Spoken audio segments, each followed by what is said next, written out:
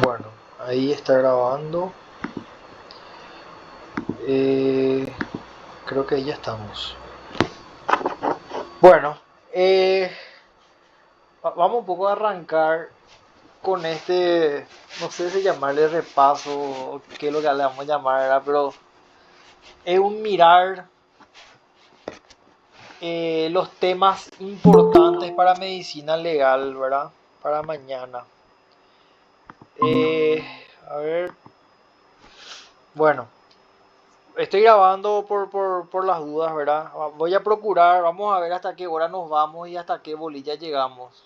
Vamos a tener fe y pensar que vamos a llegar a la bolilla 19, pero si no, de última continuamos mañana en el horario del almuerzo, ¿verdad? Para poder terminar. Pero bueno, vamos a arrancar con los conceptos principales, ¿verdad? Sabemos que deontología es la ciencia del deber ser. Es la ciencia encargada de estudiar los deberes y obligaciones, ¿sí? ¿Cómo deberíamos ser? ¿Qué debemos de hacer? ¿Cuál es el ideal al que aspiramos a alcanzar?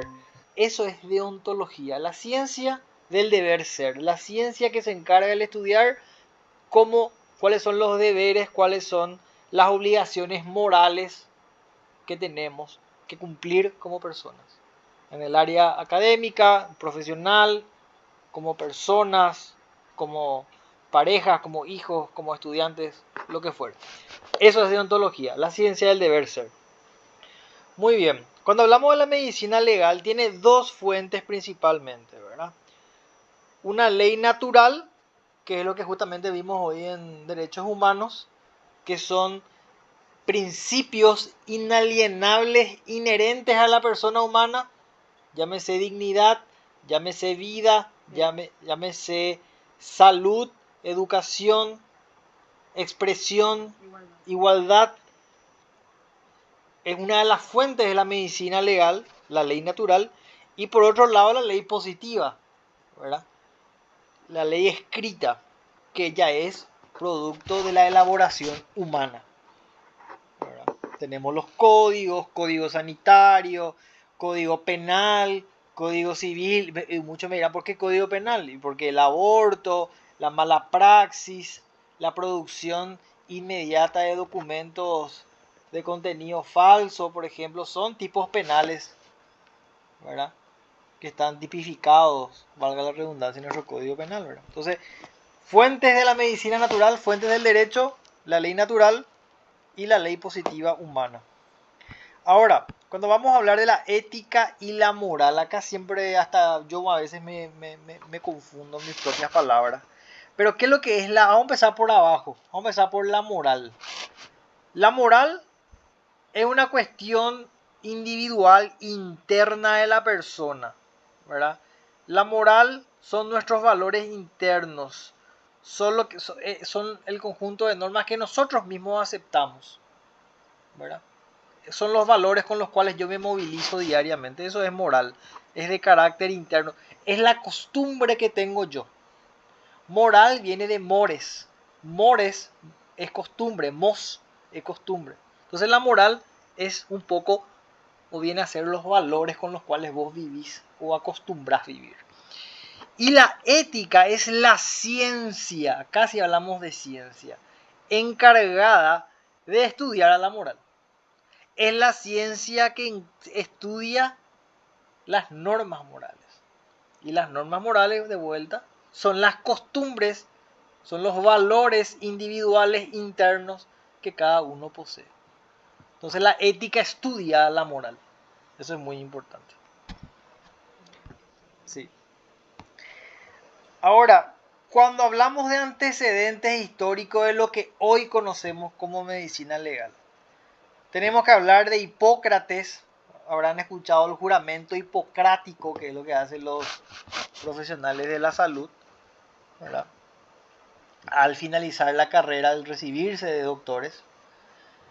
El pedido de eutanasia de Karen Ann es un antecedente de lo que es medicina legal. ¿Por qué? Y porque el pedido de eutanasia de Karen Ann de alguna u de otra manera ayudó a crear normas destinadas a regular ese tipo de situaciones, la eutanasia, la muerte digna, que vamos a ver más adelante. El código de ética del Círculo Paraguayo de Médicos. Ese es con respecto a la bioética que no leíste, ¿vale? Todavía no llegué ahí. Ah, perdón, me salté. Tribunales de ética médica, Comisión Nacional de Bioética, son todos antecedentes de la medicina, de lo que hoy conocemos ya como medicina legal, ¿verdad? Perdón, me salté acá el concepto, ¿verdad? Gracias. Dice bioética. Y acá hay dos palabras, ¿verdad? Bios, que es vida, y ética, que es la ciencia que estudia la moral, las costumbres humanas. La ciencia que estudia las costumbres, esa es la ética. Entonces, cuando hablamos de bioética, estamos hablando de esa ética encargada de estudiar la vida humana, vegetal o animal. ¿Sí? Aborda, dice, el respeto a la vida humana en todas sus etapas, aborda la mala aplicación de los procesos científicos y técnicas que agreden a la dignidad humana. Pongamos un ejemplo práctico. La clonación, por ejemplo. ¿Cuán ético es clonarle a una persona?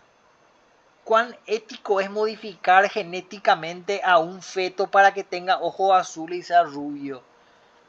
De eso se encarga la bioética. ¿Cuán ético es experimentar con una persona en términos médicos? ¿Es ético eso, esa práctica? De eso se encarga, ese es el campo de estudio de la bioética.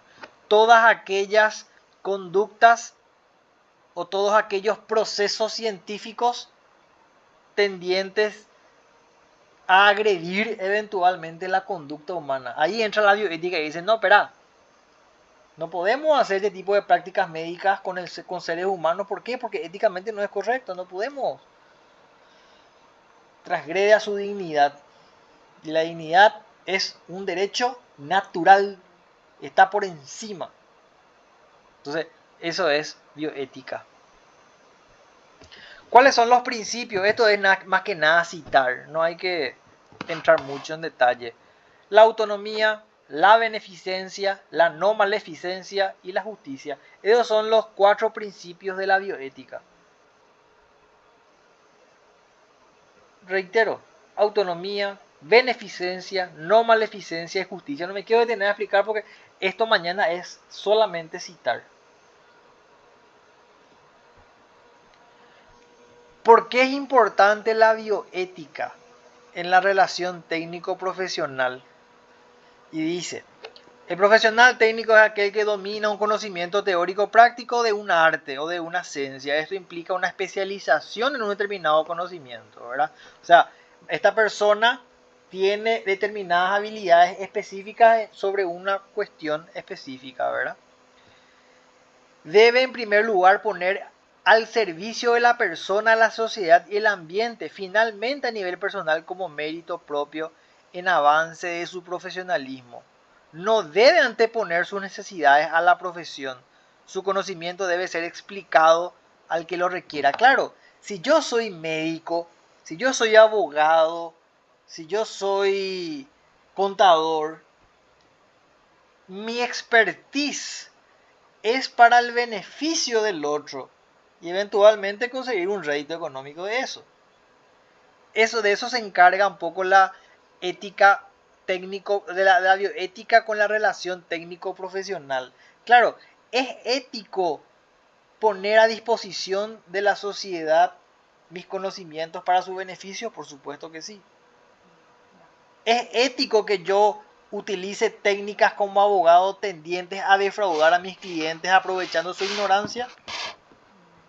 Entonces, por eso es importante la bioética y por eso se relaciona con el aspecto técnico profesional, cualquiera sea la actividad profesional que desempeñe. O sea, bioética no es solamente medicina.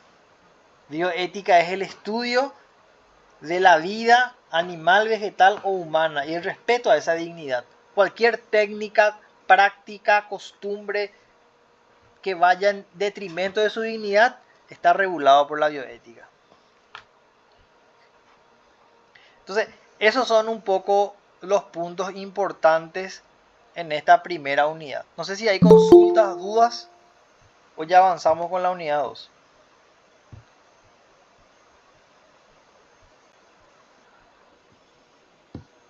¿Me escuchan, verdad? Así que...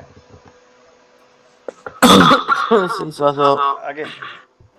Bueno. Ahora, vamos a la unidad 2. Ejercicio legal e ilegal profesional. ¿Qué es el ejercicio legal? Primero que nada, ¿verdad? Vos para poder ejercer una profesión como profesor, como decano, perdón, como abogado, como médico, tenés que primero haberte formado profesionalmente para ello. O sea, lo primero es el título universitario.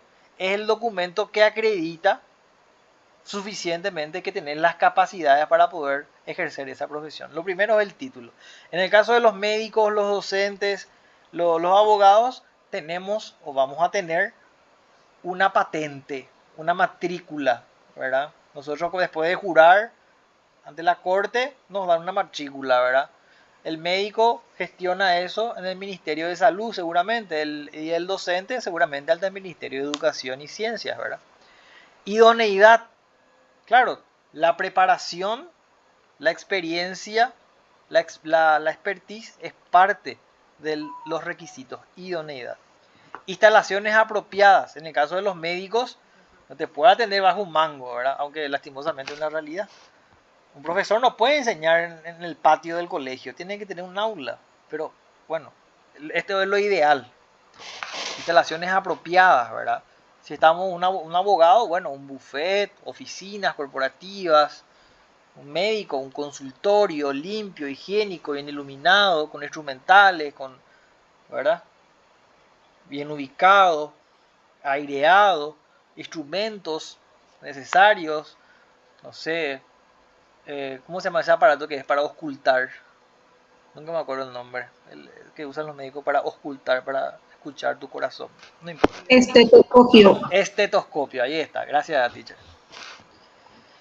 Bueno, y la ética profesional, como decíamos, ¿verdad? Mantener una conducta ética. Si yo soy, no sé, ginecólogo, no me voy a poner a tener conducta inapropiada con mis pacientes, ¿verdad? Tengo que ser profesional. Una presentación decorosa, buen trato con el personal. O sea, no puedo maltratar a la gente frente a mis clientes, ni tampoco en ausencia de mis clientes. Nunca tengo que maltratar a nadie. La publicidad discreta. Bueno, estos son un poco los requisitos para el ejercicio legal de una profesión. Título, patente, idoneidad, instalaciones apropiadas, ética profesional, publicidad discreta. ¿Sí? Son 6, ¿verdad? Sí. Son 6. Reitero, para poder ejercer formalmente una profesión se requiere título universitario, patente, idoneidad, patente es la matrícula, instalaciones apropiadas, ética profesional y publicidad. Ahora, en el caso de los médicos y de los abogados, más que nada los abogados, ¿verdad? El médico también creo que jura. Nosotros como abogados vamos a jurar ante la corte, claro, para que se nos pueda otorgar la matrícula, que es uno de los requisitos para poder ejercer la profesión. Los médicos también tienen un juramento hipocrático. No sé en qué momento lo hacen exactamente, no sé si al finalizar la carrera, a graduarse, no sé, pero juran, cumplen esa solemnidad, vamos a llamarle de esa manera. Y obtienen también su matrícula, no de la corte, sino del Ministerio de Salud Pública, ¿verdad? Una vez que presentan su título, todo visado, autenticado, bueno, entonces el ministerio le expide la matrícula para que pueda ejercer la profesión de médico. Ahora, ¿cuáles son los deberes de un profesional? Y acá hablamos de médicos, docentes, contadores, abogados. Con su fe, cumplir los preceptos de su fe. O sea, esto quiere decir sus convicciones como persona.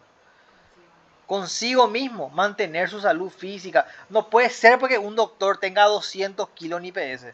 Y hay, mira que los hay, ¿verdad? Entonces, mantener una conducta ética es el deber con su fe. Consigo mismo, cuidar su salud. Presentación y conducta, tener una presentación digna, decorosa. Vocación, o sea, servir, seguir vos actualizándote en los conocimientos. Respeto y cordialidad, ejemplo social, son todos los deberes que un profesional debería de cultivar con su fe, consigo mismo, presentación y conducta, vocación y formación, respeto y cordialidad y el ejemplo social. Cuando hablamos de códigos de ética, bueno, vamos a llamarle un manual en donde se establecen principios y valores, ¿verdad? El código de ética, bueno, de unos médicos, unos abogados, ¿qué hacen? Regulan el comportamiento, mantienen la uniformidad y están relacionados con la ley. Claro, regulan comportamiento, ¿por qué? Porque, bueno, seguramente en un consultorio médico no se puede gritar, no se puede usar malas palabras, no se puede acudir de cualquier manera vestido, cuando me refiero a los doctores, ¿verdad? Un doctor no puede venir con shortcito y zapatilla a atenderte, no. Tienen un pantalón, una camisa, ¿cómo se llama? El sobre todo este que usan, el guardapolvo, el portanombre, ¿verdad? Entonces, Chombo. claro, son códigos que maneja cada profesión. Un abogado bien trajeado, bien peinado, ¿verdad? Y estos códigos permiten eso, regular comportamientos, no usar malas palabras, por ejemplo, mantener uniformidad, o sea, una línea uniforme, y están relacionados con la ley. ¿Por qué? Porque, por ejemplo, mentirle a tu paciente no es ético. Y mentirle a tu paciente podría derivar en una conducta dolosa o quizá culposa que vaya a devenir, no sé, en la intoxicación de tu paciente. Porque vos le recetaste un medicamento que casi lo mata. Entonces, por eso es importante tener una conducta ética, ¿verdad? O tener un código de ética que regule tus conductas, que mantenga la uniformidad y que prevea sanciones también, ¿verdad? Ok, así como vimos que el ejercicio legal requiere de un título de idoneidad, requiere de una matrícula, ¿verdad? Existen también formas, un ratito le voy a separar alguien. Existen también formas de ejercer ilegalmente la profesión. ¿Qué quiere decir eso? Ejercer ilegalmente la profesión es cuando alguien ejerce una profesión sin estar autorizado. Yo no puedo ir a litigar mañana en el palacio. Yo no soy abogado. No puedo ir a poner un consultorio médico Manuel Suazo, ginecólogo. No puedo. No estoy capacitado, no tengo pericia, no tengo formación, no tengo título, no tengo matrícula para ejercer ese tipo de profesión. No tengo autorización. Entonces ahí existe, ahí se configura el ejercicio ilegal sin estar habilitado. ¿Qué dice el Código Sanitario? El 225. El que teniendo autorización del Ministerio para ejercer la profesión en ciencias de la salud, la utilizará o la utilizara para encubrir o cohonestar las actividades de quien no se encuentra habilitado, será solidariamente pasible de las sanciones previstas. O sea, si yo soy médico y estoy habilitado y le presto mi sello y mi recetario a Karen, yo soy tan responsable como Karen por lo que estamos haciendo. Sin perjuicio de las medidas dispuestas por el Ministerio en los casos de ejercicio ilegal de las profesiones en ciencia de la salud, los antecedentes serán remitidos a la justicia ordinaria a los efectos previstos en la legislación penal. O sea, si esa conducta está tipificada en el Código Penal, bueno, tendremos una sanción. El Código Penal hoy no prevé ningún tipo para lo que denominamos mala praxis médica. Pero que no esté tipificado no quiere decir que no se castigue, porque para eso tenemos la figura del homicidio culposo. Recordemos que la culpa puede ser a consecuencia de impericia, imprudencia o negligencia. Esos son los elementos de la culpa, que vamos a ver más adelante. Homicidio culposo, lesión, lesión grave o hasta homicidio doloso. En IPS, ¿qué hicieron? Le mutilaron a un señor su pierna por equivocación, que eso es lesión grave, eso es. Eso es lesión grave cuando hay mutilamiento. Así dice el que mutilara. Lesión grave. Entonces, ¿qué pasó? Perdón. Bueno, eso en cuanto a lo que dice nuestro Código Penal. Esto para cerrar nomás la idea. Si bien nuestro Código Penal no tipifica la mala praxis médica, se sirve de los tipos penales de lesión culposa, lesión grave u homicidio doloso para encuadrar las conductas de aquellos profesionales médicos que vayan a ocasionar algún tipo de daño a sus pacientes. Esa es la figura. Ahora, para cerrar esta segunda unidad, ¿cuáles son los tipos de ejercicio ilegal de la profesión? Entró el gato. Curanderismo, charlatanismo, cesión de diploma, firma de complacencia y usurpación de título. 5 son. Repito, curanderismo, charlatanismo, cesión de diploma, firma de complacencia y usurpación de título. ¿Qué es el curanderismo? Cuando yo ejerzo la medicina sin estar habilitado. El ejemplo más claro, el médico ñaná, el médico naturalista. Él no tiene título universitario con grado de doctor en ciencias médicas para poder recetarte un medicamento. No tiene. Entonces, esa es una práctica de curanderismo. El charlatanismo, cuando prometen curaciones infalibles. Pócima que cura el cáncer, por ejemplo. Eso es charlatanismo. Manuel Suazo, cura cáncer. Fórmula infalible. O como pasaba mucho en la época del COVID, ¿verdad? Tome ivermectina. Acá, con eso le va a curar el COVID. Eso es charlatanismo.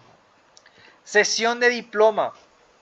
Es cuando yo, profesional habilitado, le presto mi nombre a otra persona que no tiene título u autorización para que pueda ejercer la profesión. Eso es cesión de diploma. Firma de complacencia es cuando yo firmo documentos en nombre de otra persona no habilitada para ejercer la profesión. Famoso cuando el doctor le da al otro, a su secretario, su sello y su recetario. Eso es firma de complacencia. Le firman nomás ya los recetarios y el otro que no es médico receta o prescribe reposos. Eso es firma de complacencia.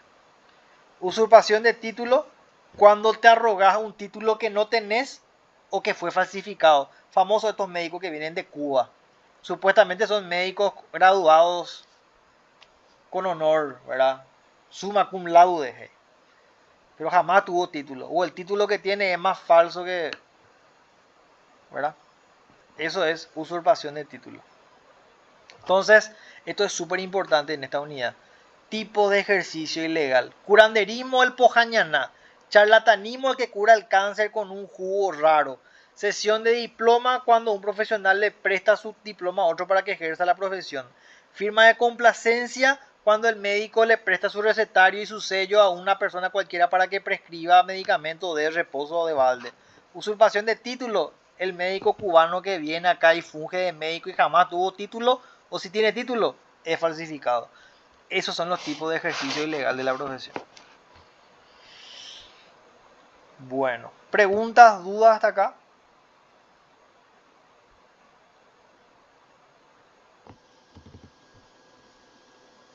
¿Me siguen? ¿Me siguen o no me siguen? Sí, el toque. Sí, Suazo. Sí. Bueno, avanzamos con la 3. Bioética y bioderecho. Ya hablamos de la bioética, ¿verdad? Regulan prácticas, procedimientos que vayan en contra de la dignidad humana. Eso es bioética, ¿verdad? Es la rama de la ético-filosofía moral que estudia la licitud de todas las intervenciones relacionadas con la vida y la salud del ser humano. así como también de animales y plantas, ¿verdad? Es el estudio sistemático de la conducta humana en los campos de la ciencia. Claro, antes de la época del bigotudo, ¿verdad? Se hacían prácticas con seres humanos, se achicaban cabezas, se hacían lámparas con piel humana, se practicaba modificando genéticamente personas. Eso prohíbe la bioética. No se puede hacer experimentos con seres humanos o con animales, porque sí. Y bueno, nuevamente vemos los antecedentes de lo que es bioética, ¿verdad? El juramento hipocrático. ¿Por qué hablamos del juramento hipocrático? Porque justamente nunca leí lo que es el juramento hipocrático, ¿verdad? En detalle, pero seguramente el juramento consiste en no dañar la salud, en preservar la vida. Entonces, seguramente el juramento tiene que ver con mantener la dignidad humana, respetar a los animales, las plantas, mantener la vida, no perjudicarle al otro. Seguramente el juramento tiene que ver con eso. Es un compromiso que solo pueden hacer las personas que se gradúan en la carrera universitaria. De medicina, sí. El el pedido de eutanasia de Karen Ann nuevamente, ¿verdad? ¿Cuán ético es darle una muerte digna a una persona? ¿Contra qué leyes o contra qué normas éticas está colisionando ese pedido de eutanasia? Hace poco hubo un colombiano que se practicó la eutanasia. Tenía una enfermedad degenerativa, incurable, y bueno, solicitó la eutanasia y se le dio. Es discutible. El Código de Ética del Círculo de Médicos y los tribunales de ética. Son un poco los antecedentes que sostienen a este concepto de bioética. Bioderecho. El bioderecho es una ciencia que promueve la interacción entre las ciencias jurídicas, las éticas y las biológicas. O sea, ¿qué es la bioética? Son las normas que regulan prácticas, procedimientos, experimentos relacionados o que vayan en detrimento de la dignidad humana. Eso es bioética. Bioderecho es una interacción tripartita entre la norma jurídica, acá ya hay norma jurídica, ética y ciencias biológicas, médicas. Acá ya está el derecho, acá ya se mete el derecho, por eso se llama bioderecho. Según Eric Valdés, es el conjunto de normas y principios jurídicamente vinculantes que sirven para regular la biomedicina. O sea, acá no hay ya una cuestión ética, un código de ética, no, acá ya hay normas jurídicas. Surge para dar respuesta jurídica a los nuevos avances biomédicos y biotecnológicos. Por supuesto, puede ser tipificado como un delito o como un crimen modificar la genética de una persona. Entonces, todo eso seguramente ha de ser materia de estudio del bioderecho. Acuérdense, bioética, la vida, la dignidad humana relacionado con prácticas, experimentos o procedimientos tendientes a perjudicar la dignidad. Bioderecho, normas jurídicas, normas éticas y ciencias biológicas. Son normas jurídicas que tratan ya de regular las ciencias biológicas, las ciencias médicas. ¿Cuáles son los antecedentes? Justamente, ¿verdad? Experimentos con seres humanos en la Alemania nazi. O sea, ya no es solamente antiético experimentar con humanos, sino que es jurídicamente está prohibido hacer esto. El experimento de Tuskegee, no sé qué ha de ser esto. El pedido de eutanasia de Karen Ann nuevamente. El informe de Belmont que establece principios éticos y pautas para la protección de seres humanos en la investigación. Claro, yo no puedo utilizar a una persona para investigar y para curar el cáncer. Porque la persona, su dignidad es más importante. Y para eso ya hay una norma jurídica que sustenta ese tipo o que prohíbe ese tipo de prácticas, ¿verdad? ¿Cuáles son los bioderechos fundamentales? Son 4. Derecho a la vida y a su protección, la salud, la dignidad y la autonomía del paciente y el respeto a su voluntad. Entonces hay 4 bioderechos. La vida, la salud, la dignidad y la autonomía, o sea, la voluntad del paciente. Esos son los bioderechos y derechos fundamentales.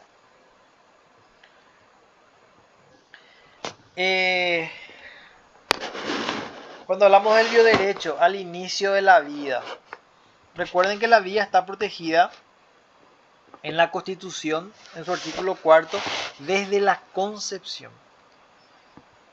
¿Qué es el genoma humano? Es el conjunto de instrucciones, o sea, es como información genética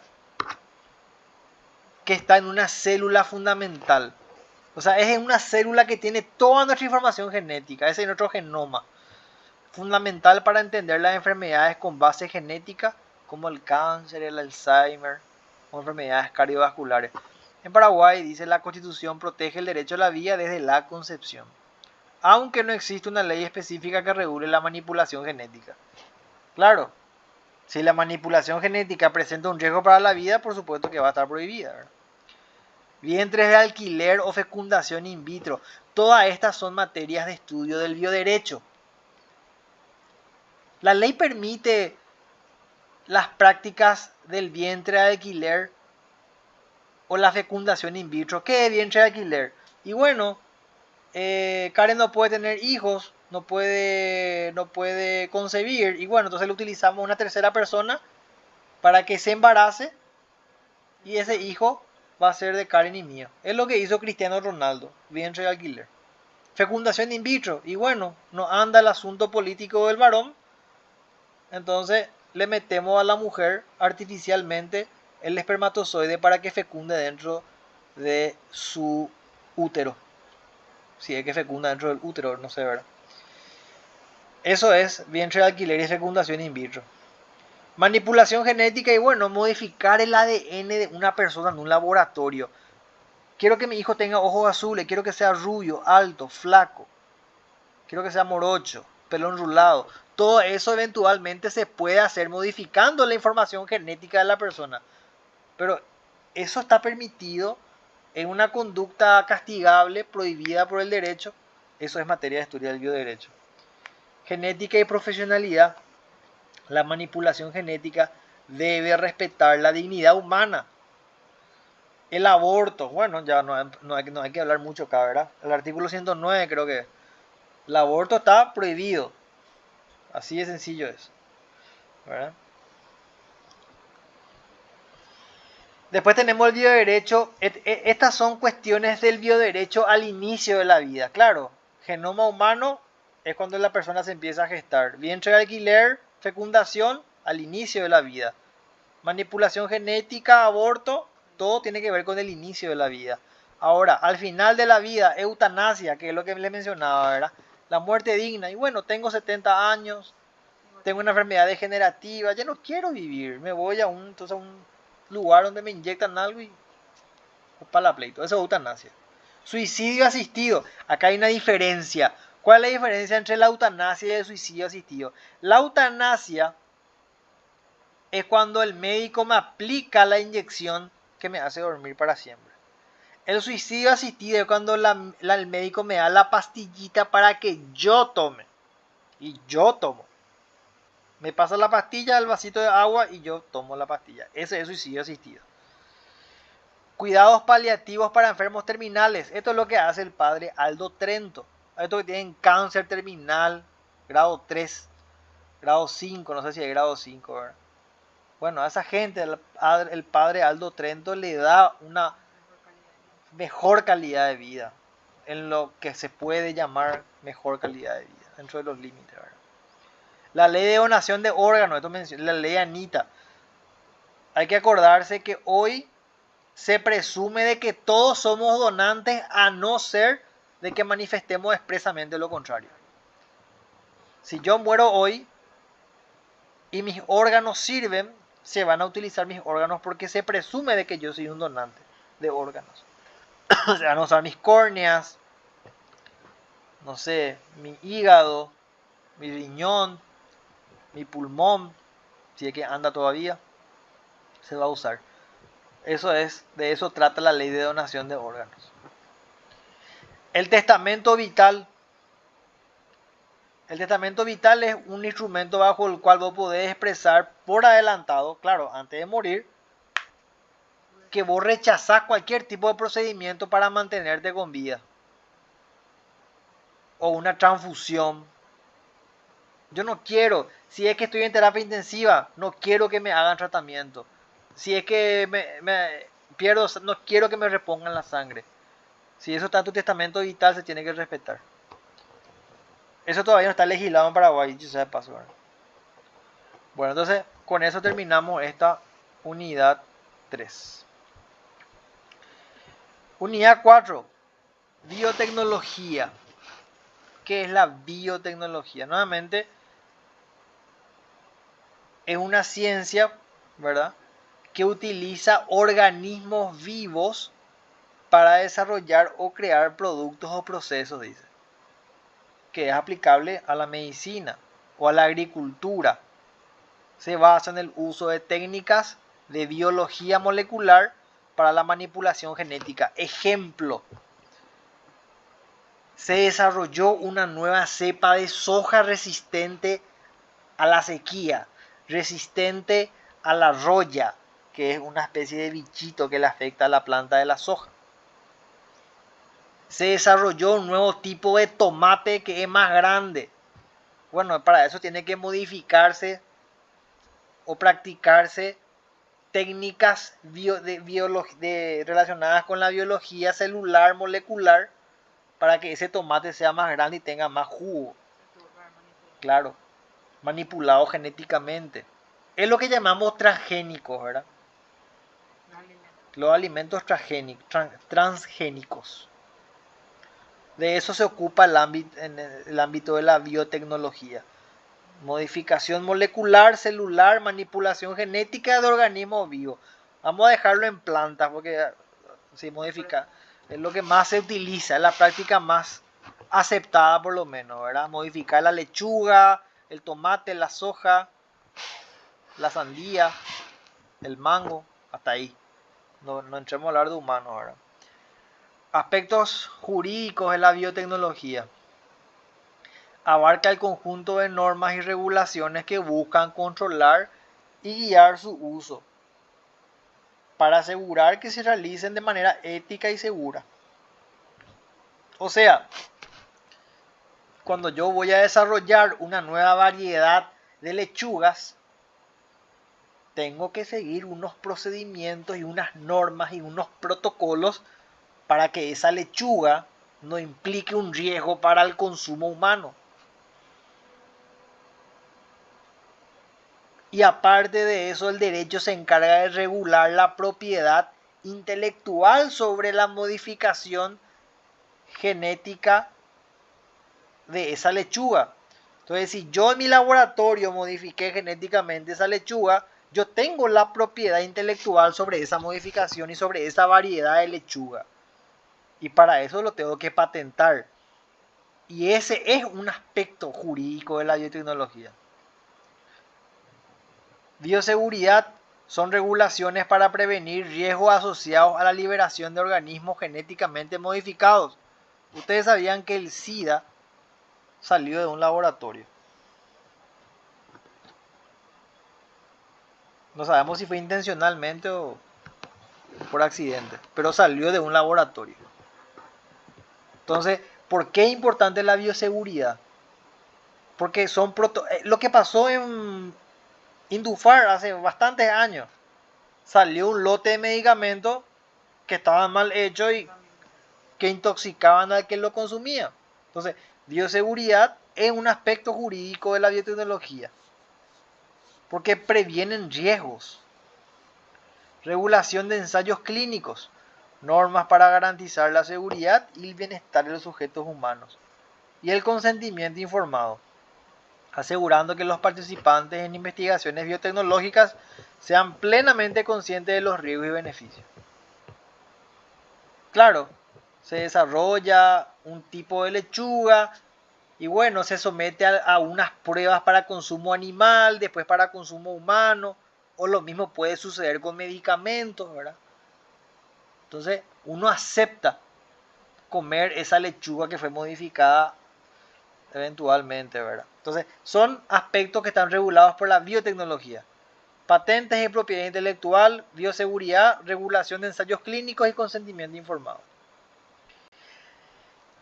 Estas prácticas de modificación genética celular entran en conflicto exactamente, con la religión y con muchas, vamos a decir, con muchos segmentos de la sociedad, ¿verdad?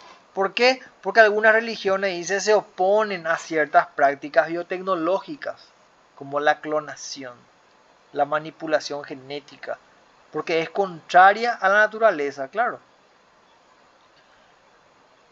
Los conflictos éticos, cuestiones sobre modificación genética como la creación de OGM, no sé qué es OGM, suscitan debates sobre los límites de la intervención humana en la naturaleza.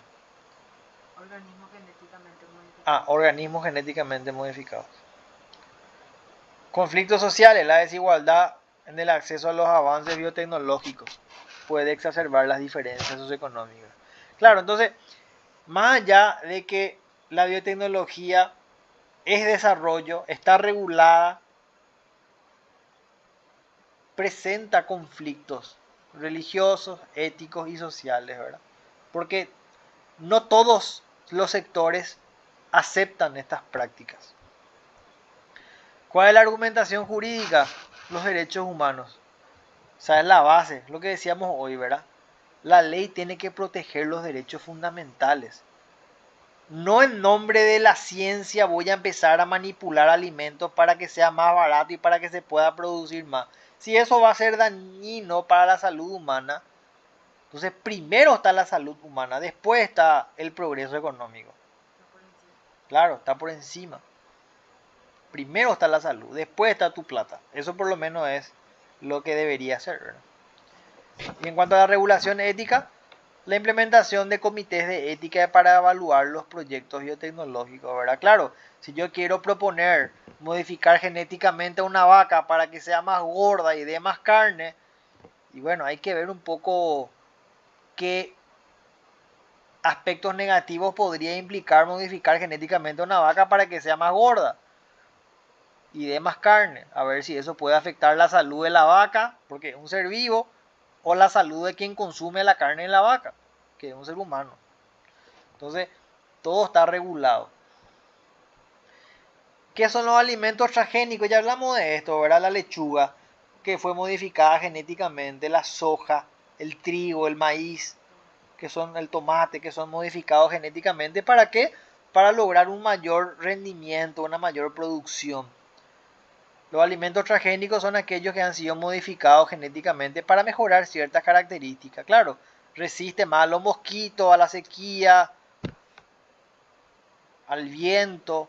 Entonces, tiene más rendimiento por hectárea, se cosechan más toneladas por hectárea. Y bueno, tiene sus ventajas, ¿verdad? Mayor resistencia a enfermedades, mayor rendimiento, mejor calidad. Pero también tiene sus desventajas. Preocupaciones sobre la seguridad alimentaria y los posibles efectos sobre la salud humana y el medio ambiente. Claro, modificar genéticamente no son solamente beneficios, también puede tener perjuicios.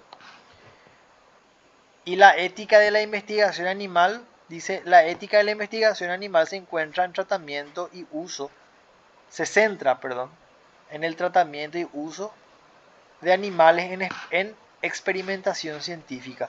Busca equilibrar la necesidad de avances científicos con el bienestar. Claro, no porque son animales vamos a hacer lo que querramos con los animales. Ellos también tienen o debemos de respetar su vida. ¿Cierto? Se hacen experimentos con monos, con ratones, pero bajo ciertos límites y ciertos controles. Límites éticos y límites jurídicos. ¿Verdad? ¿Cuáles son los principios éticos? Respeto por la vida animal, reducción, o sea, minimizar el número de animales utilizados, refinamiento, mejorar las técnicas y reemplazo, utilizar alternativas a los animales siempre que sea posible. Claro, si yo quiero probar un alimento transgénico, y bueno, voy a probar en un ratón, en un mono, a ver qué efectos tiene ese alimento o ese medicamento o ese fármaco sobre la salud de ese animal. Pero no puedo andar matando 500 chimpancés experimentando. O sea, tengo ciertos límites porque también tengo que cuidar la vida animal. Con eso terminamos esta unidad 4.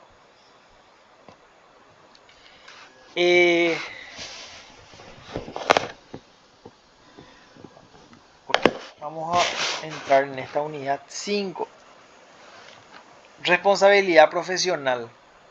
Como sabemos, la actividad profesional, un abogado, un médico,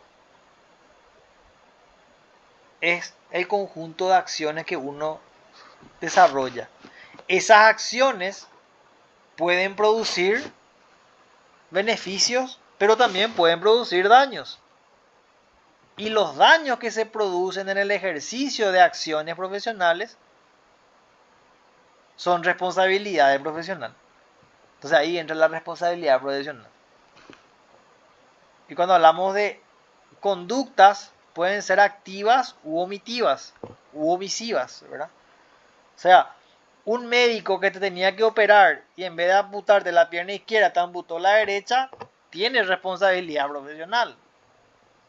Un abogado que sabía que había que entregar la nota el 8 y entregó el 10 y por eso te fuiste a la cárcel, tiene responsabilidad profesional. Eso es responsabilidad profesional. ¿Cuáles son las características? Dice la responsabilidad profesional médica. Médica, hablando del médico. Se caracteriza por. ¿Cuáles son las características en este caso? Vamos a hablar de un actor que el actor en este caso es el sujeto que tiene responsabilidad profesional, el médico. El acto que es la conducta, el accionar, el procedimiento, la amputación de la pierna izquierda en vez de la derecha. El elemento objetivo sabemos que es el daño, ¿verdad? No era la izquierda, era la derecha. Objetivamente ocasionó un daño. El elemento subjetivo es la culpa. Se presupone que un médico no va a actuar de manera dolosa. Aunque puede ser, se debería de probar, pero eventualmente la culpa es el factor común en el actuar o en las conductas o en los procedimientos que llevan a cabo los médicos. Pero la culpa tiene otra vez tres elementos que son distintos entre sí, que vamos a hablar enseguida de ellos. La impericia, la imprudencia y la negligencia. Vamos a hacer un resumen súper cortito sobre eso porque son tres figuras que hay que saber. Y la relación de causalidad. Claro, una relación directa entre la causa y el efecto. Pongamos el ejemplo. El médico que le amputó la pierna izquierda en vez de la derecha. ¿Quién es el actor? El médico. El que le amputó, el cirujano que amputó la pierna. El acto que es la conducta de amputar la pierna equivocada. El elemento objetivo que le quitó la pierna que sí andaba es el daño. El elemento subjetivo hay que ver por qué hizo. Si fue por imprudencia, y la imprudencia es una conducta activa. Imprudencia es hacer más de lo que tenías que hacer sin tomar los recaudos. Si fue por impericia, no tenía el conocimiento para hacerlo, no tenía la preparación técnica profesional. O si fue negligencia, que es una conducta omisiva. No hizo lo que tenía que hacer. No miró la radiografía antes de amputar. Y en la radiografía decía que era la derecha y él no miró y amputó la izquierda. Eso es una conducta negligente. Este es un concepto muy así cortito, ¿verdad? ¿Cómo yo separo imprudencia, impericia y negligencia? La imprudencia es una conducta activa, o sea, hice más de lo que tenía que hacer sin tomar las precauciones correspondientes. Me arriesgué, hice más de lo que tenía que hacer. Eso es imprudencia. Impericia, no sabía lo que estaba haciendo, no tenía la capacidad ni preparación para hacer. Y negligencia es no hacer algo que tenías que hacer. Vos sabés que tenías que hacer y no lo hiciste. Eso es negligencia. Vos sabés que después de curar, de cerrar la herida, tenés que pasarle gasa y curita y mercurocromo y no hiciste. Eso es negligencia. Vos sabés que después de hacer la cesárea tenés que quitar la gasa y los instrumentales que están dentro de la panza de la mamá y no quitaste. Eso es negligencia. Negligencia, conducta omisiva. Imprudencia, conducta activa. Impericia, ignorancia. Acá justamente está. La responsabilidad profesional. ¿Cuáles son las tres causales? Siempre que hablemos de culpa. Impericia, falta de conocimientos técnicos. Así nomás. No sabía hacer, no estaba preparado, no tenía la pericia, el conocimiento. Imprudencia es una conducta positiva. Hizo más de lo que tenía que hacer sin tomar las precauciones debidas. Negligencia es una conducta omisiva. No hizo lo que él sabía que tenía que hacer. El médico tenía que estar ahí de guardia de 8 a 5 de la mañana y a las 3 de la mañana se fue a dormir en su auto. Eso es negligencia. Entonces, así podemos conceptualizar eso para no hacerlo tan largo. Impericia, falta de conocimiento. Imprudencia, conducta activa cuando haces más de lo que tenés que hacer sin tomar las debidas precauciones, las debidas diligencias. Y negligencia es una conducta omisiva. No hiciste lo que tenías que hacer. Sabemos ya que el dolo es conocimiento más voluntad. Yo quería matarle y le disparé en la cabeza. Eso es dolo. Culpa es cuando hay efectivamente un daño, pero no hay intención. Hay conocimiento,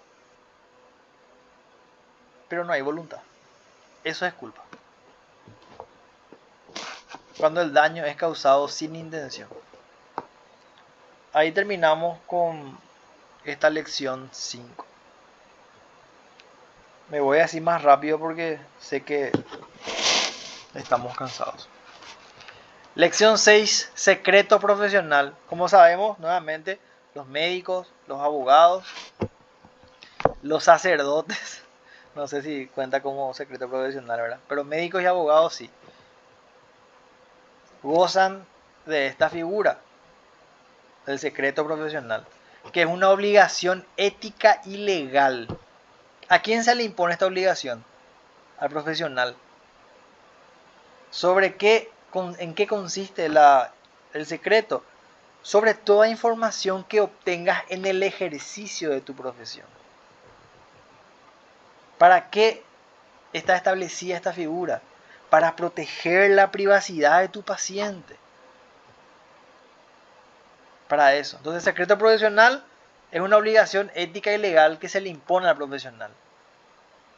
¿Sobre qué? Sobre toda información que obtuvo en el ejercicio de su profesión. ¿Para qué? Para proteger la privacidad de su paciente. Así de sencillo. Eso es secreto profesional. Características son 3. Personal e intransferible. O sea, el secreto profesional yo no le puedo transferir a nadie. Es una obligación mía y de nadie más. Es obligatoria porque sin importar si soy abogado civil, penal o si soy médico cirujano, clínico, tengo que respetar el secreto profesional. Y es inviolable. La regla es que es inviolable. Vamos a ver ahora las excepciones. Por supuesto, toda norma tiene sus excepciones. Pero la regla es que el secreto profesional es inviolable. Si yo soy ginecólogo y Karen me cuenta algo de su intimidad en una consulta médica, yo no puedo publicar en mi Facebook una historia, hacer ¿cómo se llama? Un reel y decir ahí lo que me contó mi paciente Karen hoy. No puedo, que tiene una infección, no puedo decir ese tipo de cosas, ¿verdad? Eso es secreto profesional. Pero ¿cuáles son las excepciones que establece la ley? Denuncia de enfermedades infectocontagiosas. Viene una paciente, yo soy ginecólogo, y me dice, doctor, usted sabe que creo que tengo SIDA. Eso bueno. Claro, yo tengo que comunicar como médico, porque se previene, tengo que prevenir la propagación de enfermedades. infectocontagiosa. Entonces, ahí no tengo ahí estoy exceptuado de esta obligación de guardar secreto, porque hay un interés general, que es la no propagación de una enfermedad infectocontagiosa. Un certificado de defunción. Sabemos que cuando morimos se tiene que declarar la causa de muerte. Y bueno, entonces esa también es una excepción. Y usted me va a preguntar, ¿pero por qué una excepción? Porque cuando morís te pone la causa de muerte. Muerte natural, muerte por enfermedad, por tal cosa. Y como ese documento es público, no es un secreto. Entonces es una información pública. Por eso se establece como una excepción a la regla del secreto. Registro civil, la denuncia de nacimiento. Si yo soy director de un hospital o de un centro asistencial o de un nosocomio, tengo que comunicar, tengo que denunciar. La palabra es denunciar. Yo sé que denuncia lo asociamos a accidente de tránsito, robo de celular, pero denunciar quiere decir comunicar, ¿verdad? Entonces, si yo soy director de un centro médico, tengo que comunicar los nacimientos que se dan dentro de mi hospital, dentro de mi sanatorio. No puedo guardar secretos sobre eso. La actuación como perito, claro, si yo eventualmente estoy en un juicio donde estoy como perito valorando una mala praxis médica, entonces yo como médico perito tengo que examinar todos los elementos, procedimientos, historial clínico y dar un informe al final.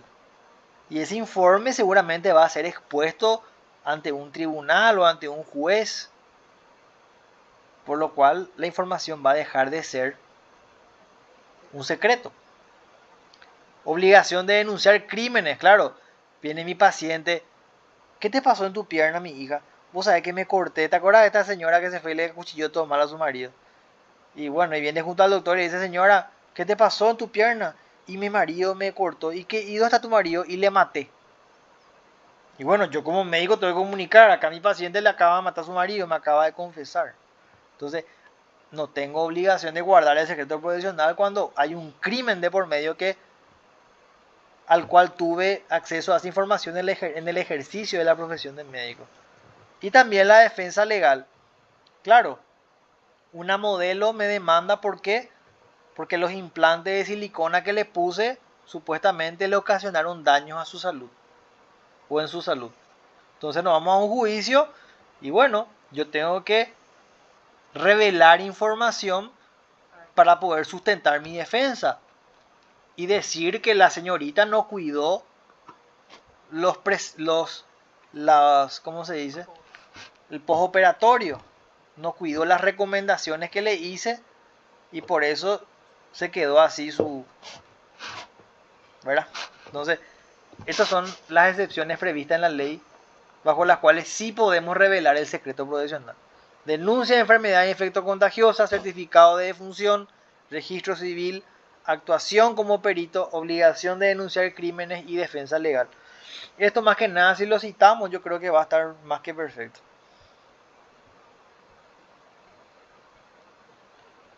¿Cuándo se configura el hecho de la violación del deber de guardar secreto? Siempre hablamos de un autor. ¿Quién es el que tiene la obligación de guardar el secreto? El profesional. Entonces el autor siempre va a ser el profesional, el médico. ¿Cómo tiene que darse el acceso al secreto? En el ejercicio de la profesión. Entonces el origen del secreto necesita que ese secreto haya sido conocido exclusivamente en razón de su profesión. Si su paciente le contó chupando ahí en la esquina, no, es secreto profesional. Si le contó en el consultorio, sí. Calidad del secreto. La divulgación debe tener posibilidad de perjudicar al paciente o a su familia. O sea, el secreto, esa información que fue adquirida en el ejercicio de la profesión por parte del paciente para con el profesional, tiene que ser lo suficientemente grave para perjudicar al paciente o a la familia del paciente. Revelación voluntaria. Claro, el profesional revela libremente, sin ningún tipo de causa justa. ¿Se acuerdan de las excepciones que acabamos de ver, verdad? Entonces, cuando no hay una causa justa como la denuncia de un crimen, un nacimiento, un acta de defunción, la comunicación de una enfermedad infectocontagiosa, esas son causas justas. Pero cuando no hay una causa justa, conté nomás de onda que mi paciente tiene una infección en los genitales y le conté a otra persona y con eso menoscabé su dignidad. Entonces ahí sí hay violación del deber de guardar secreto. Ok, avanzamos. Obligación de tratar. ¿Qué es el tratamiento arbitrario? Dice, el tratamiento arbitrario se refiere a la intervención médica sin el consentimiento del paciente. Claro, si a mí me atropellan sobre Eusebio Ayala y me llevan inconsciente a emergencias médicas, por supuesto que el médico me va a tratar sin mi consentimiento. Si yo voy a estar inconsciente ahí en la camilla, ¿verdad?, de emergencias médicas. Para situaciones de emergencia. Claro, lo cual puede ser lícito en situaciones de emergencia, como la que acabo de mencionar, o inminente peligro de vida. La ley permite la intervención sin consentimiento en casos graves. Me estoy desangrando, voy a perder la pierna. El doctor no me va a preguntar, no me va a despertar, va a preguntarme si autorizo a que me den la transfusión de sangre, ¿verdad? Tiene que cuidar mi vida, justamente relacionado con el juramento hipocrático, ¿verdad? Preservar la vida. Ese es el tratamiento arbitrario, cuando el médico trata sin preguntar. ¿Por qué? Porque la vida está en riesgo. Derecho de tratar, el derecho de tratar. El derecho de tratar se basa en la obligación del profesional de brindar asistencia médica en situación de urgencia, cuando no hay otro facultativo disponible. ¿Qué es otro facultativo disponible? Otra persona que pueda autorizar el tratamiento. ¿Nunca les pasó que el médico les pida autorización para operarle a sus padres? Ese es el facultativo. O cuando es solicitado por una autoridad pública o un colega. Ese es el derecho de tratar. Es la obligación que tiene el profesional a tratar. ¿Verdad?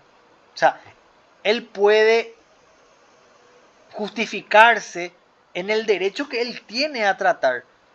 Porque vamos a suponer, me acuerdo del ejemplo una vez que puso Nico, que yo soy testigo de Jehová, me atropella un colectivo y me voy a emergencias médicas. Y yo no, y Karen es la doctora, y Karen no sabe que yo soy testigo de Jehová, y me practica una transfusión de sangre. Y después yo tomo conciencia, vuelvo en mí, me estoy recuperando y me entero que la doctora me transfundió sangre y le demando. Porque yo soy testigo de Jehová y yo tengo prohibido por mi religión, por culpa de ella me voy a ir al infierno. Entonces Karen se respalda en su derecho de tratar. Ella tenía el derecho a tratar. ¿Por qué? Porque mi situación era grave, mi vida estaba en riesgo. Y ella no me podía preguntar si yo consentía o no el tratamiento médico. La ley se lo permite a Karen, que es la doctora. Honorarios profesionales. Bueno, se fijan de acuerdo a la ley. Como sabemos, también los abogados fijamos nuestro honorario con respecto a la ley. O también se puede pactar, ¿verdad? Por escrito. Que el prevaricato es un delito que comete un juez. También un funcionario de la salud, dice. Al dictar resoluciones arbitrarias en asuntos judiciales a sabienda de que son injustas. O sea, un juez que entiende en una causa tiene que fallar conforme a derecho. No puede fallar en contra de lo que dice la norma. A favor de su socio, de su amigo. Eso es prevaricato. Soborno es cuando yo le intento dar plata al juez para que falle a mi favor. Yo cometo soborno. Yo privado, invitándole al juez a mi quincho para ofrecerle 50 millones de guaraníes. Yo estoy sobornando. Cohecho es cuando el juez me pide plata o eventualmente acepta la plata que yo le estoy ofreciendo. O sea, el cohecho lo comete el funcionario público. y el soborno lo comete el privado, la persona privada. Si yo me voy junto a la juez Karen a entregarle un 50.000 para que falle a mi favor, yo cometo soborno por ofrecerle el dinero y la jueza Karen comete cohecho por aceptar el dinero. Eso es importante mencionar. Si acepta o se deja prometer o pide Karen, que es jueza, es cohecho. Si Suazo, que es un privado, ofrece, es soborno. Pacto de cuota litis es un acuerdo exacto entre el profesional y el cliente, ¿verdad? De que los honorarios se pagarán como un porcentaje de lo que se obtenga en el juicio. No puede superar los 45%. Esa es una Sí, pregunta. acá me dice Karen, no puede superar el 45%. Claro, si tengo una demanda, no sé, de prestación alimentaria de 100 millones, el juez no me puede cobrar más del 45% del monto de la demanda. Ese es su tope. Yo creo que era 20 nomás. No, 45. Bueno, pero si vos decís 45, es 45. Bueno, entonces ese es el pacto de cuota litis, ¿verdad? Es un acuerdo entre el profesional y su cliente. Con respecto siempre al tema de los honorarios, ¿verdad? Bueno, y con eso terminamos esta unidad 6. Qué rápido. Sí. ¿Están todavía? ¿Me aguantan para todavía? Escuchan, ¿cómo era? Oye, me escuchan. ¿Me escuchan? ¿Me oyen? ¿Me sienten? ¿Te escuchan en serio, amor? Porque nadie habla. Vale. Sí, Diego, seguimos. Yo le imagino a todos acostados en sus camas con su celular al lado escuchando. Vamos que podemos saber. Nada que ver. Yo te estoy escuchando sentada. Y Ah, bueno. Bueno, qué grande, teacher. Bueno, vamos a la unidad 7. Medicina legal en el Paraguay. Ay, esta unidad es argilaza. Bueno, ¿cuáles son las instituciones especializadas en formación de medicina legal en Paraguay? Esto vamos a citar nomás. La Academia de Medicina Legal y Ciencias Forenses, la Asociación de Criminalística y Ciencias Forenses, el Instituto de Criminalística de la Policía Nacional y también le tenemos a las instituciones especializadas de investigación, que son el Laboratorio Forense del Ministerio Público, el Departamento de Criminalística de Investigación de los Delitos de la Policía, la Cátedra de Anatomía Patológica de la Facultad y los laboratorios forenses especializados en el ámbito privado. Ya sé, son 40 instituciones larguísimas, 40 nombres lo tienen, ¿verdad? Pero bueno, son al fin y al cabo las instituciones de medicina legal, son instituciones especializadas en formación de medicina legal. Entonces, reitero, la Academia de Medicina Legal y Ciencias Forenses da cursos de posgrado, por ejemplo, maestrías. Para eso tiene que tener título universitario, o sea, título de grado. La Asociación de Criminalística y Ciencias Forenses, que se creó en el 2007, es sin fines de lucro, se dedica a la criminalística y a las ciencias forenses. El Instituto de Criminalística de la Policía Nacional se encarga de la formación profesional en criminalística de los policías, desarrollando competencias científicas y técnicas en el área de la accidentología, balística forense. Esto siempre todo para los policías, ¿verdad? Y después vamos a hablar de las instituciones especializadas de investigación. El Laboratorio Forense del Ministerio Público, ¿verdad? Que tiene un equipo técnico de investigación. El Departamento de Criminalística e Investigación de Delitos de la Policía, que también se dedica a la investigación y resolución de delitos. Uno es del Ministerio Público, el otro de la Policía. La Cátedra de Anatomía Patológica de la Universidad, ¿verdad? O sea, la materia sería que se encarga en este caso, de prestar cooperación a los médicos forenses. O sea, es como que nosotros en la Facultad de Derecho tengamos una cátedra de derecho del consumidor. Y bueno, nosotros le damos asistencia a los consumidores. Más o menos, si queremos hacer una analogía, ¿verdad? Y los laboratorios forenses especializados del ámbito privado. Acá ya tenemos Diagil, Meyer Lab, etcétera, etcétera, ¿verdad? San Pablo, que son laboratorios relacionados con toxic forense y, o sea, análisis laboratoriales más que nada, ¿verdad? ¿Te puedo interrumpir? Sí. Si te sale la unidad 7 tenés que estar feliz porque en el programa ya te hice todo lo... Claro, todas ahí, las instrucciones. si me sale a mí mañana esta unidad, piloteale que todas están orientadas a la investigación criminalística, Y todo está médica, en el programa. accidentológica, entonces te ayuda bastante, ¿verdad? Es más que nada citar y el nombre de todas las instituciones está luego en el programa, así que es de bastante ayuda. Por eso es que paso así de rápido de la unidad 8.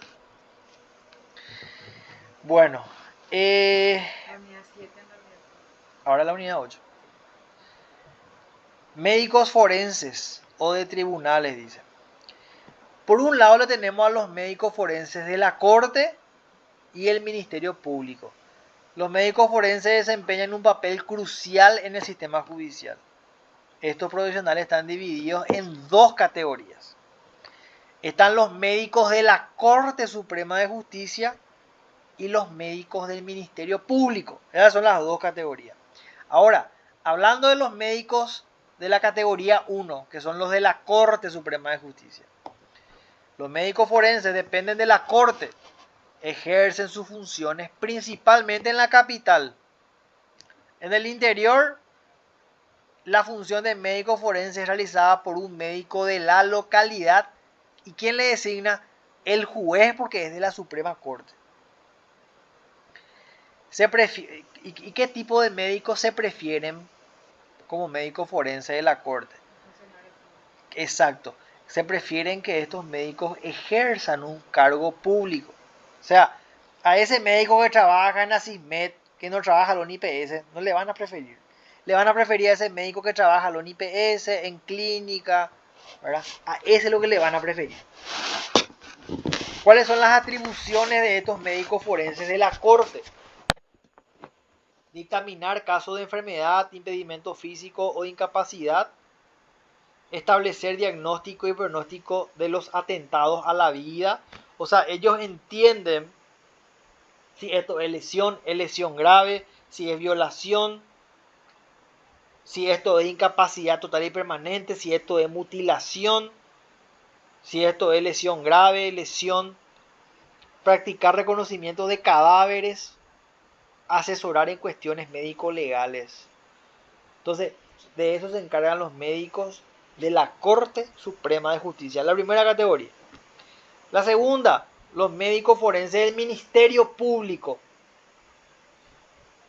En este caso tenemos a los laboratorios forenses, como también dijimos en la unidad anterior, ¿verdad? El ministerio tiene laboratorios forenses y apoyan, en este caso, la resolución de casos. Claro, porque el Ministerio Público, ¿qué es lo que se encarga? De investigar. Ellos investigan. Entonces, si el hecho investigado tiene implicancias médicas, como una mala praxis, por ejemplo, el fiscal pues tiene que acusar.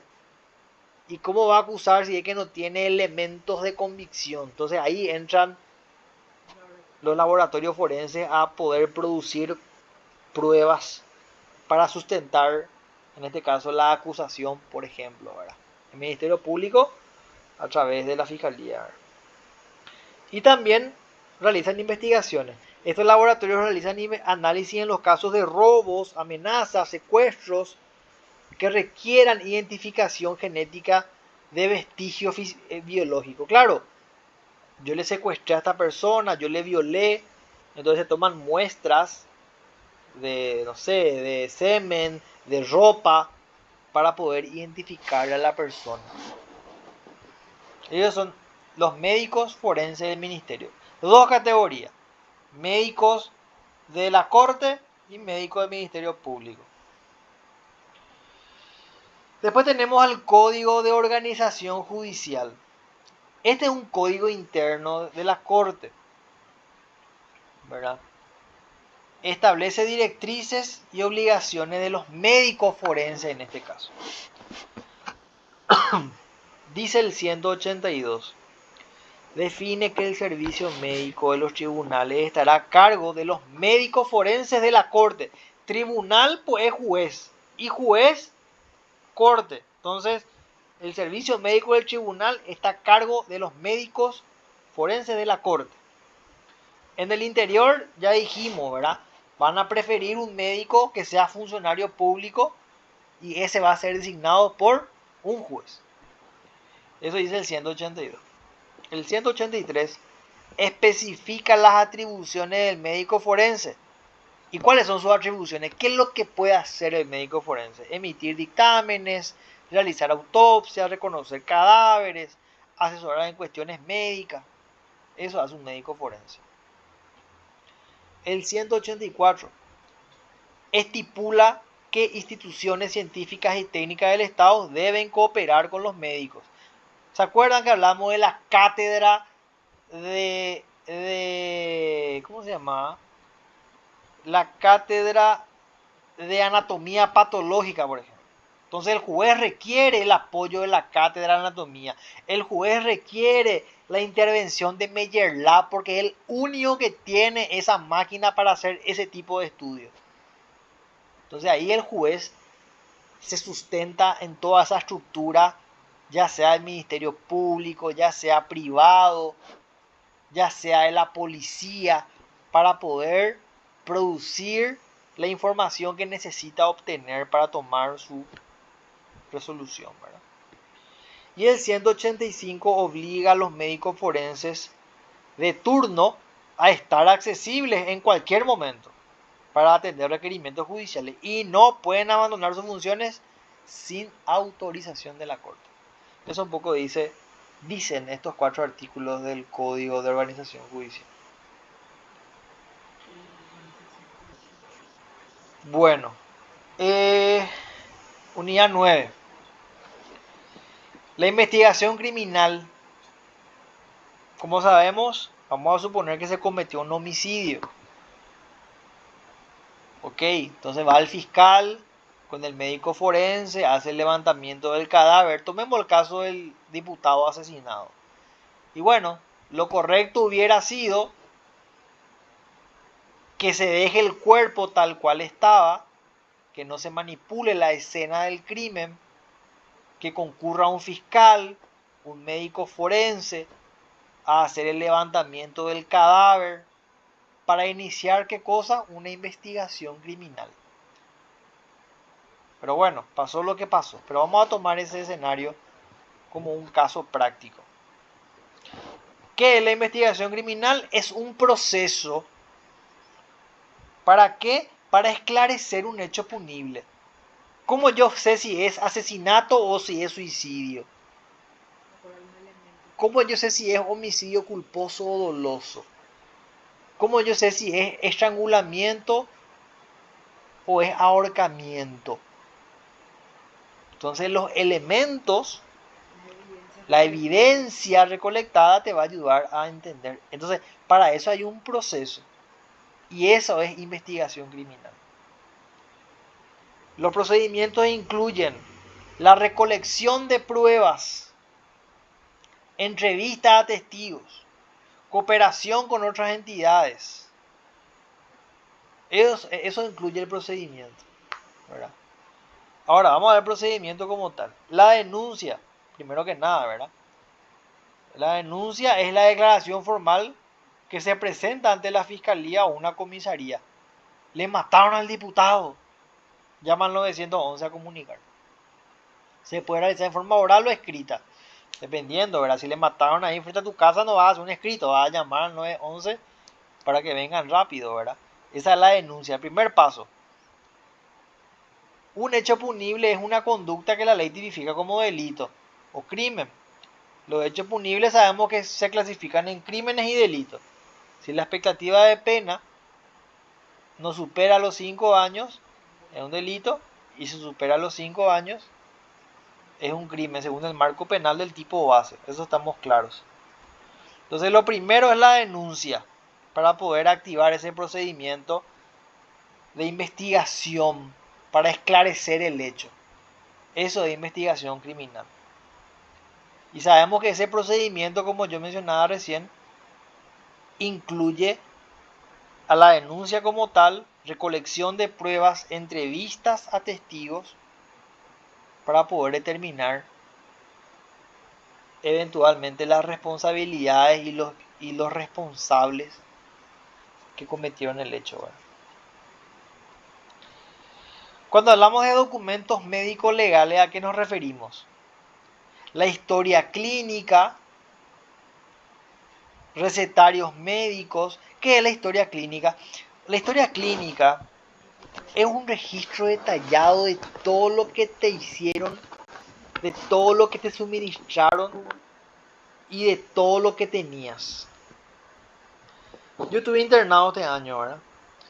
Y me hicieron todo tipo de análisis, todo tipo de procedimientos y todo tipo de tratamiento. Todo eso que me hicieron está documentado en papel. Esa es la historia clínica. Entró el 24 de febrero, se le puso tal remedio. Después de 6 horas se le puso tal remedio, se le sacó sangre. Después de 4 horas se le puso el remedio. Después de 6 horas se le hizo un análisis. Todo eso, el paso a paso de todo lo que se te hizo, es lo que comprende tu historia clínica. Ese es un documento médico legal. Porque si te moriste por mala praxis, la historia clínica tiene que darte la información que necesitas para ver dónde estuvo el error, quién lo que metió mal la jeringa. ¿Te mató la enfermera o el doctor? ¿Con qué medicamento? ¿Por qué te dio esa dosis? ¿Por qué te dio ese fármaco si vos no tenías tal cosa? Todo eso está en la historia clínica. Recetarios médicos. Prescripciones de medicamentos que pueden implicar responsabilidades legales. Claro, ¿se acuerdan de esta doctora que le recetó 2 miligramos de flúor a una chica? Y se fue a prepararse y en la farmacia le hicieron el medicamento con los 2 miligramos de flúor y se murió. Obviamente la tipa creo que ahora comió 2 años de pena privativa de libertad y suspensión del ejercicio profesional por 5 años. Creo. Hace poco fue. Se van a acordar a esta chica que le mató a la doctora porque le recetó 10 veces más flúor de lo que su cuerpo podía o de lo que un cuerpo humano puede soportar y se murió envenenada la chica. Recetario médico. Certificado de reposo. Bueno, más de uno alguna vez le pidió a un médico amigo un certificado médico para faltar en el trabajo. Ese es un documento médico legal. Certificado de nacimiento y defunción, documentos oficiales que certifican el nacimiento o la muerte de una persona, con importantes implicaciones legales, por supuesto. Certificado de nacimiento, patria potestad, obligación de dar alimento. Certificado de defunción, apertura de sucesión, eventualmente, ¿verdad? Y certificado de salud, acreditaciones del estado de salud de una persona para diversos fines legales y administrativos. Certificado de salud porque, no sé, no podés realizar tales actividades, no podés estar bajo tales condiciones. Entonces, el certificado de salud ayuda un poco a sustentar eso, ¿verdad?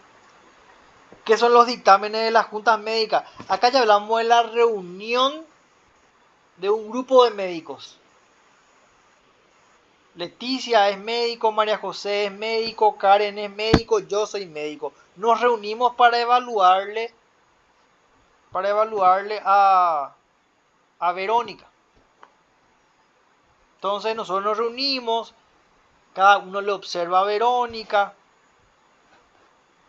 y debatimos. Y en base a eso elaboramos un informe sobre el estado de la salud de Verónica. Estos dictámenes pueden influir en decisiones judiciales. Claro, para dictaminar la incapacidad total y permanente de una persona, eso no lo hace un médico, lo hace una junta médica.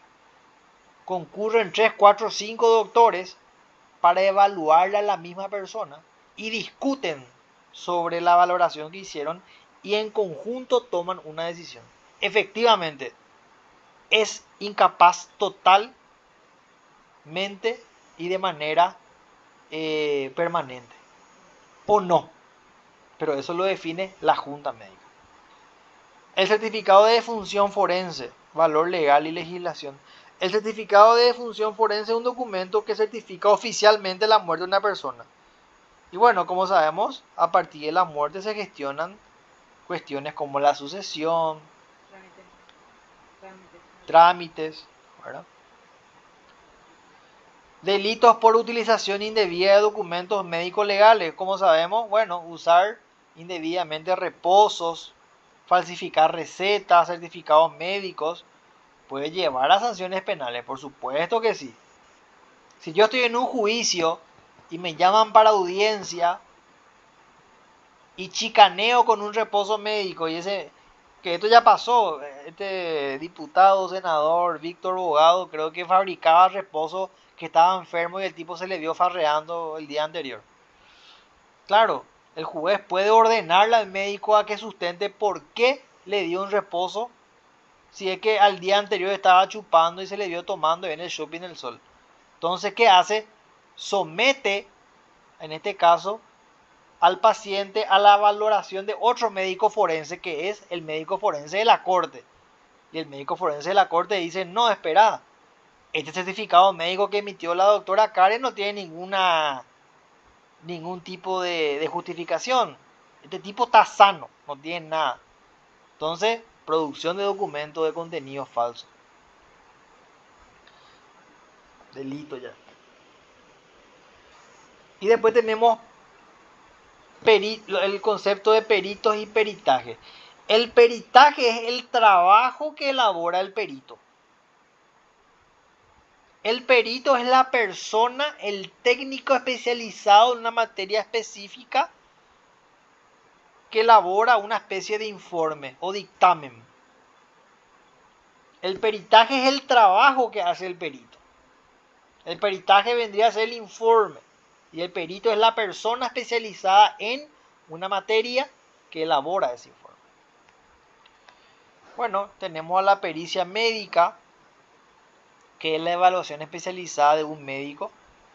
El dictamen pericial, que es el informe que elabora el perito médico a partir de haberle evaluado. ¿Y qué valor tiene ese informe? Tiene un alto valor probatorio. Esto, por ejemplo, tiene que ver con la violencia, por ejemplo, contra la mujer. Si una mujer le quiere denunciar a su marido por violencia, tiene que irse a un centro asistencial público preferentemente, a hacerse estudios, a acreditar las lesiones que tiene, para que pueda haber constancia de eso. Entonces, ese es el valor que tiene. ¿Cuáles son las clases de peritos? Y bueno, depende de la especialidad, ¿verdad? Médico, psicólogo, ingeniero.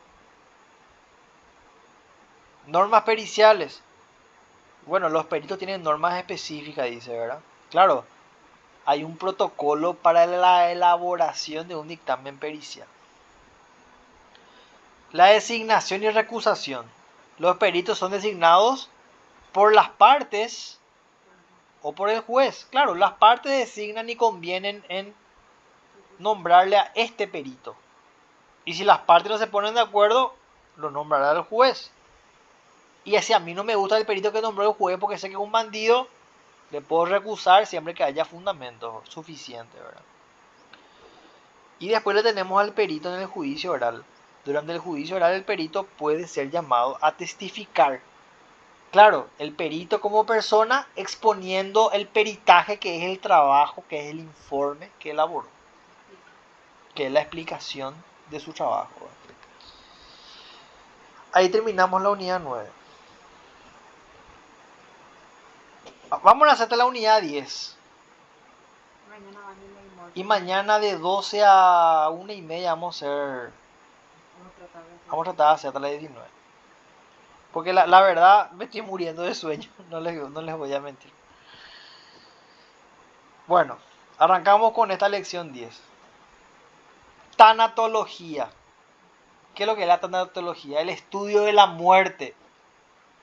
O sea, es el estudio de todo lo que conlleva la muerte de una persona, cuáles son las características de una persona muerta, después de tanto tiempo, bajo qué circunstancias, de todo eso se encarga de estudiar la tanatología.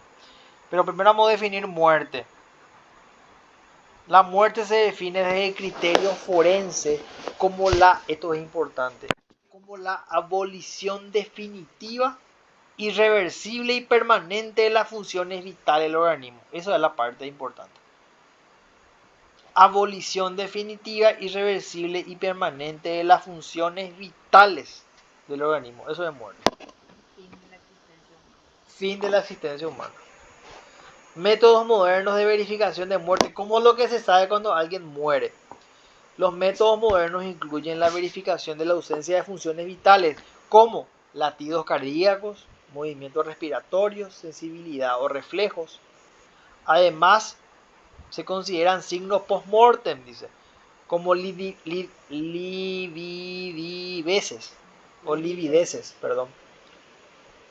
acidificación tisular y putrefacción cadavérica. No existe un signo patognómico absolutamente decisivo, por lo que se basa en un conjunto de presunciones. O sea, no hay una única manera de verificar la muerte de una persona, sino que es un conjunto de signos lo que determina la muerte. Ya no respira, ya está todo blando, ¿cómo se llama? Se le expandieron las pupilas, no late su corazón, no tiene reflejos. Entonces, el conjunto de todos esos signos, la concurrencia de todos esos signos van a determinar que efectivamente esta persona murió. Ahora, esto también, cronología de los signos de transformación cadavérica. Cuando vos te morís, existe una serie de etapas respecto a los signos que se van presentando en cada etapa. Por ejemplo, la transformación cadavérica incluye una serie de etapas que concurren en un cadáver. ¿Cuáles son esas? La etapa de lividez cadavérica tenemos manchas púrpuras en la piel debido a la acumulación de sangre. Después hay una etapa de rigidez, o sea, de estar todo blando, pasás a estar todo duro, que es el endurecimiento de los músculos que ocurre varias horas después de la muerte. Después viene la putrefacción, que ya es la descomposición de los tejidos por acción de las bacterias, los olores y todo lo demás. Y por último, la esqueletización, o sea, ya no hay más carne, no hay más piel, se descompuso todo, se quedaron solamente los huesos. Como decía mi mamá, en polvo eres y en polvo te convertirás. Bueno, esa es la cronología de los signos de transformación cadavérica. Primero está blandito, después está duro, después te pudrí y después quedan tus huesos. Así de rápido es el tema. Muertes sospechosas. Bueno, hay varios tipos de muertes, ¿verdad? Muerte natural, que son son resultados de procesos, dice, morbosos, sin intervención de fuerzas externas. Murió en el sanatorio, murió cuando dormía, murió de viejo. Esa es la muerte natural. Muerte violenta. Hay tres tipos de muertes violentas: suicidio, homicidio y accidente. Tres tipos de muertes violentas. Esto es pregunta de examen. Suicidio, homicidio y accidente. Después tenemos las muertes sospechosas, ¿verdad? Y bueno, está lo tirado ahí en el Bañado Sur con 3 heridas de bala. Esa es muerte sospechosa de criminalidad, ¿verdad? Posiblemente la ajusticiaron, ¿verdad? Muerte súbita, la parada cardíaca. Lo que le pasó al jugador de fútbol izquierdo, que se murió en la cancha. Es la parada cardíaca repentina. Señora, señor.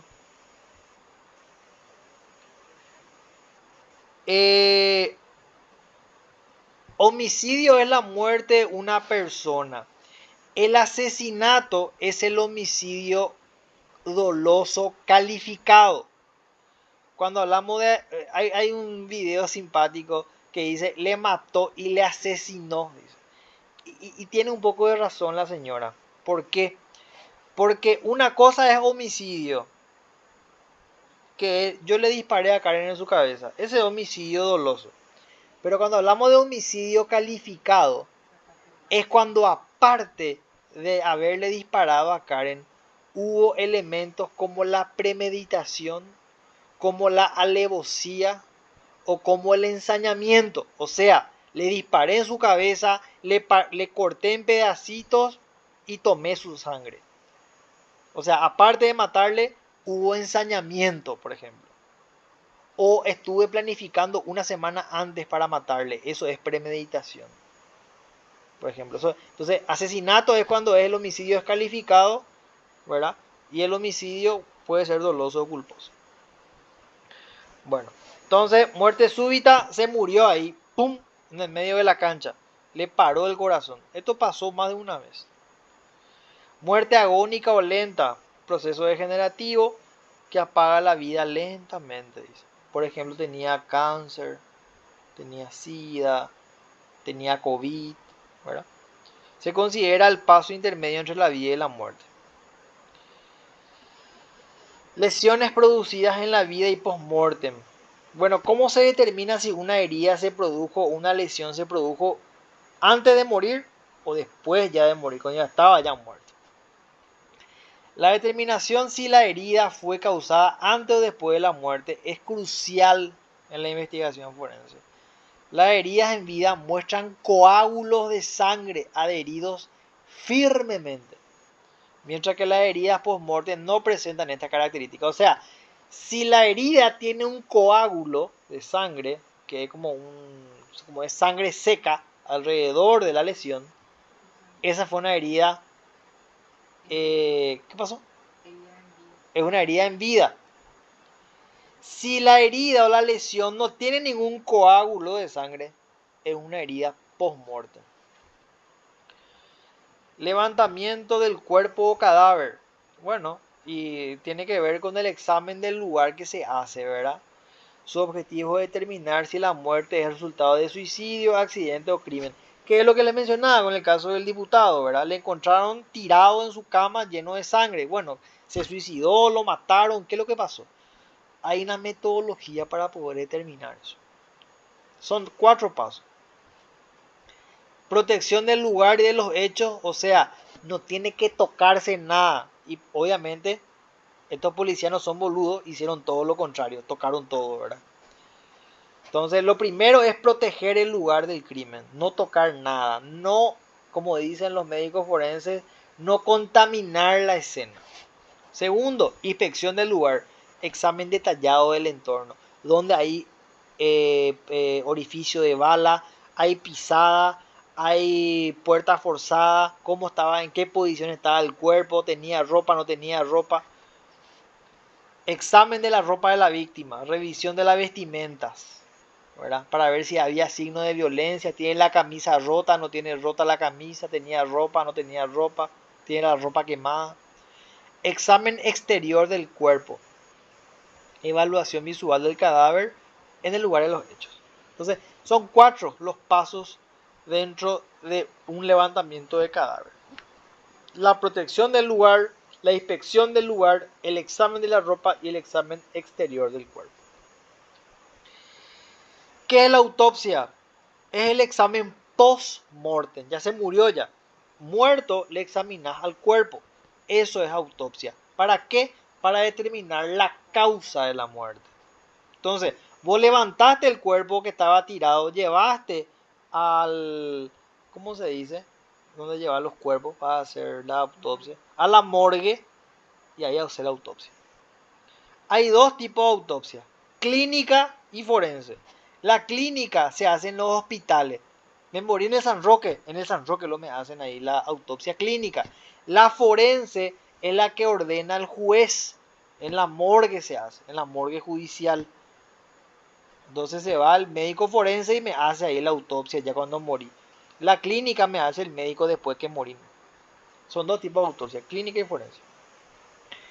Cuando hablamos de requerimientos legales, las autopsias deben ser realizadas por médicos forenses y seguir protocolos específicos para garantizar la legalidad y validez de los hallazgos.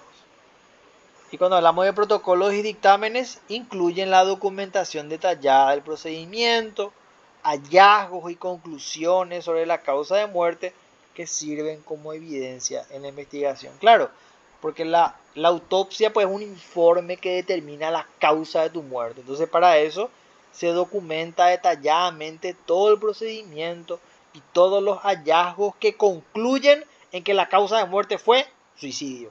Entonces, para eso en el marco de una investigación judicial, ¿verdad? Y bueno, con eso creo que